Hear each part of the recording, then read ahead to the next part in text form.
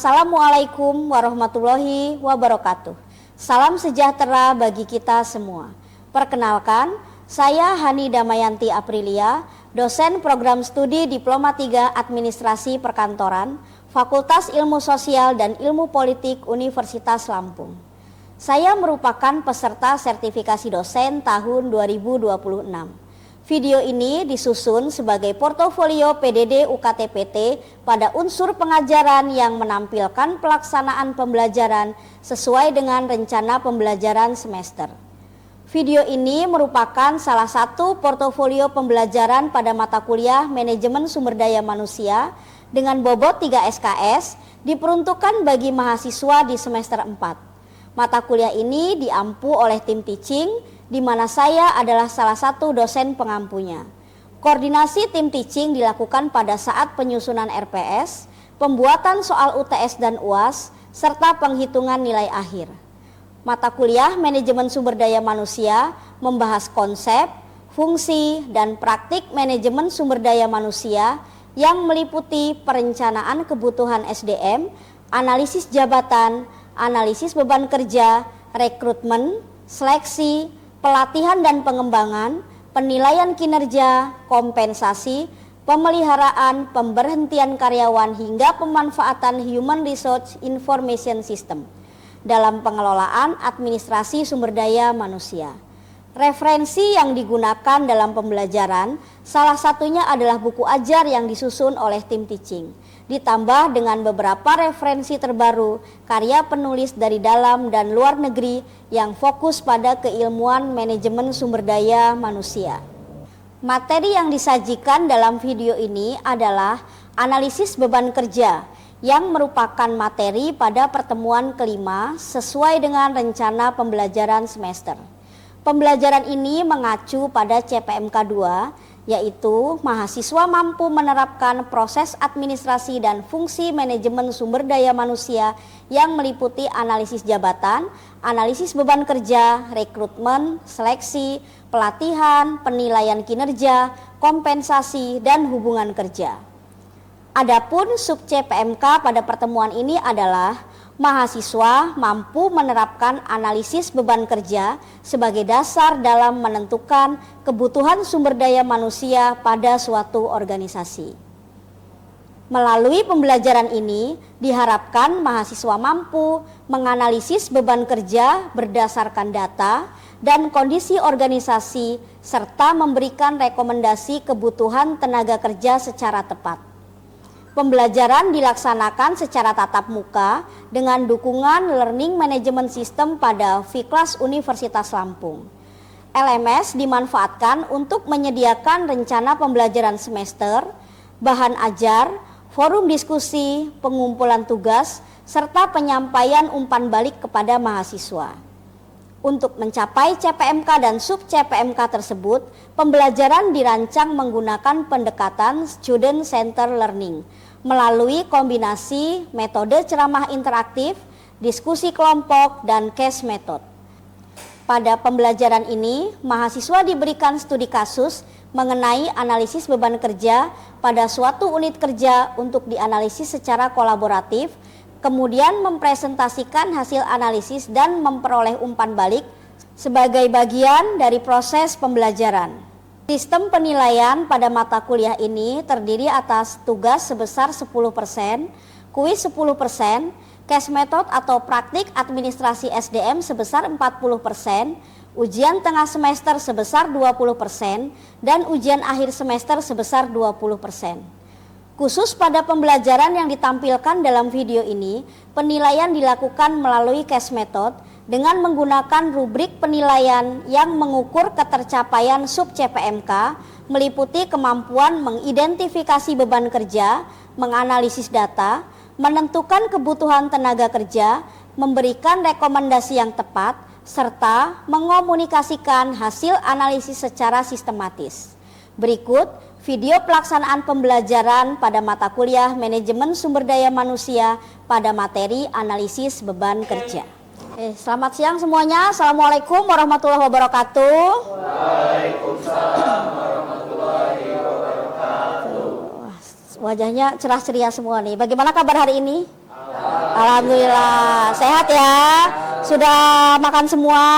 Oke. Nah, agar kita belajar hari ini lancar, kita berdoa dulu ya. Adam, silakan dipimpin doa dulu. Oke, sebelum memulai pembelajaran pada siang hari ini, ada baiknya kita berdoa. Berdoa menurut kepercayaan masing-masing. Berdoa mulai. Berdoa selesai. Oke, terima kasih Adam sudah memimpin doa. Nah, karena kita sudah siap semua belajar hari ini, ya kita review dulu materi minggu yang lalu. Minggu lalu kita sudah belajar tentang analisis jabatan. Masih ingat? Masih ya. Coba siapa yang masih ingat apa itu analisis jabatan? Ya.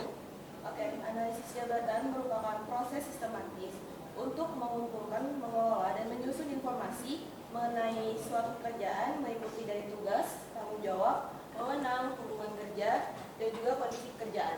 Oke, kalau begitu itu tadi sudah diketahui apa itu analisis jabatan. Terus kan kita buat analisis jabatan. Nanti hasilnya apa dari buat analisis jabatan? Dapat apa kita? Apa? Deskripsi jabatan dan Spesifikasi jabatan. spesifikasi jabatan. Ini sudah buat semua kan? Minggu lalu kan kita sudah belajar membuat. Sudah jadi semua? Sudah. Kemarin kan kita sudah bagi tuh kelompok, sudah dikasih jabatan masing-masing. Sudah punya jabatan, kemudian sudah dapat nih jabatannya, kemudian dianalisis jabatannya. Dari analisis jabatan nanti ada deskripsinya dan ada spesifikasinya. Deskripsi isinya apa? Kalimat atau keterangan dari jabatan tersebut. Oke. Menjelaskan secara detail apa aja yang harus dilakukan di posisi tersebut. Oke, ada kata kuncinya apa. Berarti apa. Kemudian ada lagi selain apa? Berarti apa nama jabatannya, apa arti jabatannya, apa saja tugas jabatannya. Muncul di sini apa tugasnya. Kalau sudah punya tugas berarti punya tanggung jawab. Pinter loh, belajar dia. Kalau sudah punya tugas, punya tanggung jawab, sudah nih jelas nih deskripsinya. Kemudian dari spesifikasi, apa yang terlihat dari sini? Kompetensi, boleh. Terus apa lagi? Muncul di sini kompetensinya apa? Satu lagi, kompetensi dan kualifikasi. Nah, muncul di kualifikasi. Jadi kalau kita sudah punya jabatan staf administrasi, kita tahu nanti dia tugasnya apa, tanggung jawabnya apa, kemudian kompetensinya apa, kualifikasinya apa. Nah, kalau begitu kan sudah nih digunakan untuk mengetahui apa saja. Ini untuk mengetahui ini 1, 2, 3, 4 ini. Ya, sudah diketahui. Kalau sudah diketahui, kira-kira sudah ketahuan belum? Yang mau menyelesaikan pekerjaan ini berapa orang? Belum. Kenapa belum? Karena di analisis jabatan hanya menjelaskan apa dan kualifikasinya, tapi tidak membahas berapa orang yang akan menyelesaikan. Nah, karena itu hari ini kita akan belajar tentang analisis beban kerja. Setelah kita tahu apa tugasnya, apa tanggung jawabnya, apa kompetensinya, apa kualifikasinya, sekarang kita mau ngitung. Nih. Ya, mau ngitung berapa orang yang nantinya akan menyelesaikan pekerjaan. Maka nanti setelah kuliah ini kalian bisa menjelaskan apa itu analisis beban kerja, bisa menghitung berapa kebutuhannya, dan terakhir bisa memberikan rekomendasi. Kepada siapa? Perusahaan. Ya, perusahaan siapa? Ya entah perusahaan kalian, entah perusahaan orang. Kalau kalian kerja sebagai HR. Ya, nah kemudian pernah nggak kalian melihat di sebuah perusahaan atau di kantor atau di mana itu ada yang lembur, kerjaannya banyak, nggak kelar-kelar, terus kalian ke ULT lambat, pernah nggak kira-kira gitu? Pernah. Terus kira-kira solusinya apa? Apakah menambah pegawai? Di sini belum, di sini menambah. Terus yang tadi disuruh lembur lagi, dikasih upah, dikasih upah langsung semangat lagi gitu. Apakah ini solusinya menambah pegawai, dikasih upah lembur? Terus belum tentu, Bu. Ya belum tentu memang, karena kita harus ngapain dulu? Menganalisis beban kerjanya. Ya, menganalisis beban kerjanya untuk apa? Untuk mengetahui berapa jumlah orang yang akan menyelesaikan pekerjaan ini. Berapa orang yang dibutuhkan, ya. Makanya analisis beban kerja ini nggak bisa berdiri sendiri. Karena nanti ya, apa pertama nih bikin analisis jabatan. Habis analisis jabatan ngapain? Hitung beban kerjanya. Habis hitung beban kerjanya baru bisa menentukan pegawainya berapa. Ya, jadi dia nggak bisa berdiri sendiri analisis beban kerja. Ya, jadi dia merupakan satu kesatuan perencanaan SDM. Dari analisis jabatan turun dia ke analisis beban kerja, nanti menjadi keputusan untuk rekrutmen dan seleksi. Ingat, diseleksi. Kalau nggak diseleksi nanti bisa nggak dia, kan kita mau cari nih sesuai nggak kompetensi dan kualifikasinya. Kalau nggak kita seleksi nanti nggak ketemu. Ya, paham sampai di sini? Ada yang mau ditanyakan? Paham, jelas ya. Jadi analisis beban kerja tidak bisa berdiri sendiri, tapi dia menjadi satu kesatuan. Ya, dia bagian dari proses perencanaan SDM untuk memenuhi kebutuhan SDM. Ya, nah kemudian kita mau coba menghitung berapa kebutuhannya. Ya, nah kemudian setelah tadi kita tahu ini analisis beban kerja untuk apa, nah ini manfaatnya kira-kira untuk apa sih gitu. Gambarannya kalian bisa lihat yang di bawah ini ya. Di sini ada front office nih duduk di depan, terus dia antrinya panjang.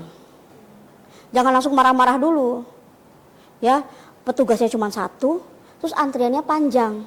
Maka kalau kalian nanti ada di manajemen, kalian perlu melakukan namanya evaluasi jumlah pegawai. Tapi mungkinkah antrian panjang ini karena jumlah pegawai yang kurang? Enggak juga, kenapa? Pelayanannya lambat. Oke, kalau pelayanannya lambat berarti harus diapain? Melayani ini 3 menit aja, ke ini 2 menit aja, itu namanya apa? SOP. Jadi kalau pelayanan lambat kita perbaiki dengan ada SOP atau ada alur kerja atau aturan kerja. Terus, apakah hanya karena pelayanan yang lambat itu antrian panjang? Jadi antrian panjang itu bukan hanya karena pelayanannya lambat, bisa jadi tadi pegawainya, atau bisa jadi apa? Satu lagi kira-kira sistem. Kalau pakai sistem lebih cepat atau lebih lambat? Lebih cepat. Maka mungkin saja dia masih menggunakan cara manual. Kalau dia pakai cara manual, solusinya diapain? Kalau upgrade kan sudah ada, di upgrade. Kalau belum ada, ya diadakan. Semudah itu loh, sesimpel itu loh. Kalau nggak ada, ya diadakan. Diadakan dengan menggunakan teknologi atau pakai sistem. Coba kalau kalian datang ke bank atau ke ULT, masih pakai kertas antrian ngambil nomor itu atau udah tutul gitu? Ya kan ada mesinnya kan yang kayak di bank itu kan, di ULT kan apa? Itu pakai teknologi, biar apa? Biar nggak pakai kertas itu. Nah, itu jadi antrian panjang di front office bukan karena pegawainya kurang, tapi bisa jadi karena tadi 3 ini tadi, ya. Nah, kemudian kita mau lihat apa saja komponen utama dari analisis beban kerja. Nah, ini ada 3, ini harus dipahami nih, ada volume kerja, jumlah pekerjaan yang harus diselesaikan dalam periode tertentu. Contoh, ada 60 surat. Ya. Norma waktu standar yang dibutuhkan menyelesaikan 1 unit pekerjaan dalam hitungan menit. Nah, kemudian waktu kerja efektif, total waktu pegawai yang benar-benar produktif dalam setahun atau bulan. Waktu kerja efektif. Ingat, adakah di situ jam? Enggak, semua dalam hitungan menit. Maka tadi kalau kalian di sini pernah menyebut SOP, pekerjaan itu semua selesainya dalam hitungan menit, bukan jam atau hari. Ya. Nah, kemudian ini ada beberapa rumus. Nah, ini harus dihafal. Ini kalau di HR harus hafal nih. Rumus volume kerja bulanan. Volume kerja bulanan, volume kerja dikali hari kerja. Kemudian ada total beban kerja, volume kerja dikali norma waktu. Nanti kita latihan nanti ya. Kemudian ada waktu kerja efektif, hari kerja dikali jam kerja efektif per hari. Kebanyakan di perusahaan waktu kerja itu dalam 1 bulan dia jumlahnya bukan 30 atau 31 hari, tapi hanya 22 hari idealnya. Ya, kebanyakan hanya 22 hari. Kemudian rumus kebutuhan pegawai nanti total beban kerja dibagi waktu kerja efektif. Nah, ini ada caranya. Contoh 1. Pada jabatan staf administrasi diketahui jumlah surat masuk per hari 60 surat. Ini sudah pada magang semua belum? Ada yang sudah ya, ada yang belum. Kalau satu hari surat masuknya 60 itu banyak apa sedikit? Tergantung perusahaannya. Kalau dia alur surat masuknya banyak, dia 60 itu sedikit. Tapi kalau yang kantornya ya kadang-kadang 60 itu udah banyak banget. Nah kalau di tempat Lafriska 60 itu banyak atau sedikit? Sedikit. Karena dia perusahaan leasing. Perusahaan leasing 60 surat itu sedikit. Ya. Tapi mungkin di kantor A 60 itu udah, ya Allah banyak banget, aku nggak sanggup mengerjakannya. Tuh ya, waktu proses satu surat 5 menit. Ingat, satu surat hanya 5 menit, bukan 5 jam atau 5 hari. Ya, hari kerja per bulan 22 hari. Jam kerja efektif per hari 7 jam. 7 jam itu berarti kalau dia ini nanti dikurangi dengan jam istirahat. Berarti dia di kantornya ada 8 jam, dikurangi 1 jam istirahat ya. Nah, kemudian ada langkah-langkahnya ini menghitung. Pertama, hitung volume kerja bulanan. Menghitungnya 60 surat kan tadi per hari. Dikalikan 22 hari, kita punya 22 hari, ketemu 1320 surat, ini dalam 1 bulan. Kemudian, kedua dihitung lagi, sebanyak 1320 surat dikali 5 menit, berarti kita butuh 6600 menit dalam sebulan. Kemudian, menghitung WKE-nya, 22 hari tadi dikali 420. Ingat, tidak ada jam untuk di analisis beban kerja. Ya, oke, jadi tidak ada jam, ingat. Tidak ada jam, maka kalau dia jam harus diganti ke menit, ya. Makanya di situ kalau dia 7 jam menjadi 420 menit. Dari mana 420 menit? Nah ingat ya, nanti kalau kita balik lagi kelas 1 SD, 1 jam 60 menit, 7 jam berarti 420 menit ya. Keempat, hitung kebutuhan pegawai 6.600 tadi dibagi dengan menitnya 0,71. Adakah orang jumlahnya 0,71? Oh mungkin dia sepertiga aja, palanya nggak ada. Karena dia sudah lebih dari setengah, oh mungkin berarti dia 2/3 berarti kepalanya nggak ada. Kan nggak mungkin orang jumlahnya 0,71, maka dibulatkan menjadi 1 orang. Artinya apa 1 orang? Artinya 1 orang masih mampu dan beban kerja belum penuh. Kalau misalnya hasilnya misal 1,27 misalnya, bulatnya 1 atau 2? 1. 2,8 misalnya. Harusnya 3 ya, tapi percayalah di perusahaan swasta dia akan membulatkannya menjadi 2 atau bahkan 1. Ya. Kalau di instansi pemerintah beda lagi. 283 jadinya 10.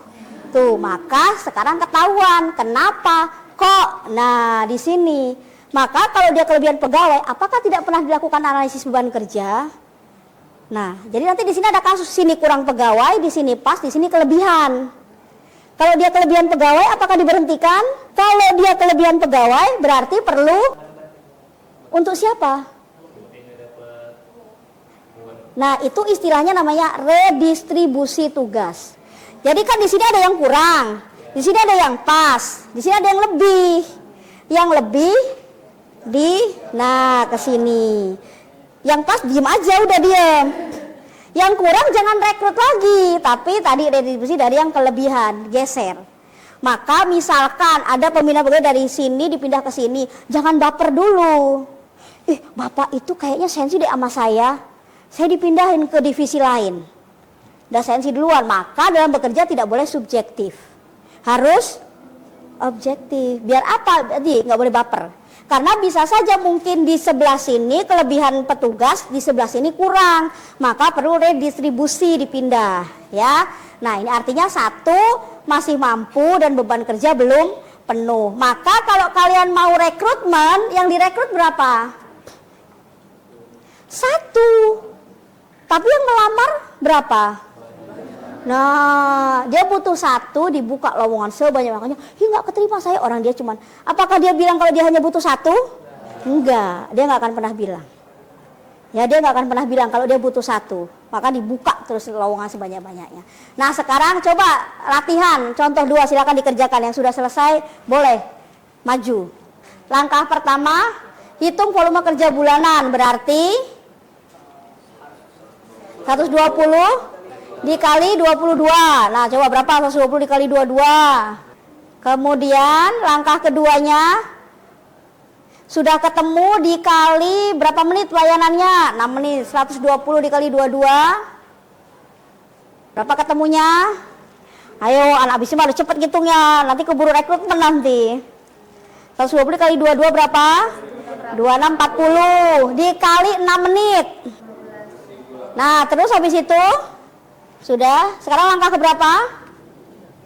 Langkah ketiga, WKE-nya 22. Tadi WK-nya sudah ada belum? Sudah ada, berarti nggak perlu ngitung. Berarti langsung berapa? 15.000 berapa tadi? Dibagi 9240 ya? Ya, dia sudah ada tuh. Karena WKE hampir semuanya sama, karena kan 22 hari semua. Ketemunya berapa? 1,1. Bisa ketemu ya? Dibulatkan jadi berapa? 2. Tapi apakah yang diambil perusahaan 1 atau 2, nanti kalian punya peran untuk memberikan rekomendasi ke perusahaan. Apakah kalau pembulatannya 1,71 hasilnya 2. Tapi bisa saja perusahaan hanya mengambil 1, bukan 2. Alasannya apa? Nah, nanti kalian yang di manajemen bisa memberikan rekomendasi. Pak, 1 aja. Kenapa? Ada kelebihan karyawan di misalnya divisi ini. Kelebihan apa 1? Itu bisa diambil. Jadi kita cuma rekrut 1 aja misalnya. Jadi ada pertimbangannya. Jadi nggak mulu kalau kelebihan karyawan dibuang, di-cut, di PHK, demo nanti. Atau tiba-tiba kurang langsung buka rekrutmen. Bisa saja rekrutmennya nanti internal ngambil dari dalam. Atau tadi redistribusi. Ya, nanti minggu depan kita belajar rekrutmen. Ya, rekrutmen bisa eksternal, bisa internal. Sampai di sini paham? Paham. Oke, kalau kalian sudah paham, kita akan masuk ke kasus setelah ini. Oke, kita persiapkan untuk kelompok. Ya, kita akan bagi menjadi 3 kelompok. Melingkar aja, ngumpul ya. Bisa dibagi menjadi 3 kelompok, berarti bisa 5 orang 5 orang. Oke, silakan. Boleh agak melingkar.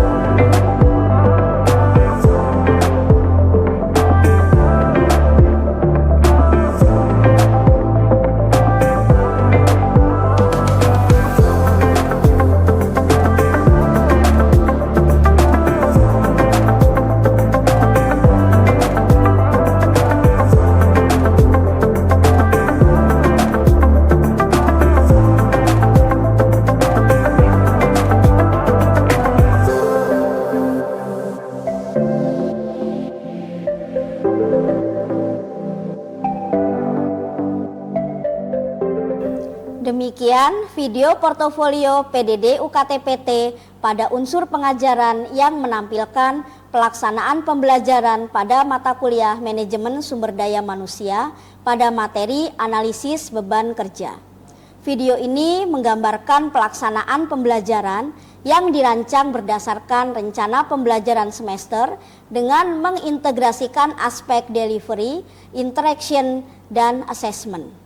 Proses pembelajaran dilaksanakan melalui pendekatan student center learning dan metode case method untuk mendukung ketercapaian CPMK dan sub CPMK, sehingga mahasiswa tidak hanya memahami konsep tetapi juga mampu menerapkan analisis beban kerja dalam memberikan rekomendasi kebutuhan sumber daya manusia berdasarkan kondisi organisasi.